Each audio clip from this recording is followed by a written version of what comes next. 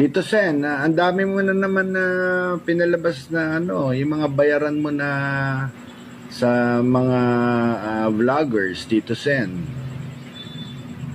Gusto mo talaga ng ano, Tito Sen, na gusto mo talagang laglagan? Gusto mo i-reveal ko na mula 2013 kung sino po yung kabit nyo, Tito Sen? Okay ba sa iyo, Tito Sen?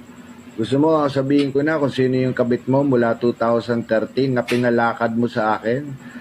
Sabihin mo lang, Tito Sen, at ano ko na, i-box reveal ko na.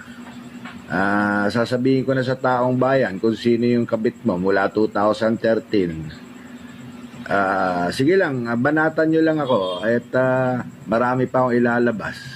Kung nagagalit sila, hindi ako tumusuporta sa kaalyado ni Tito Sen.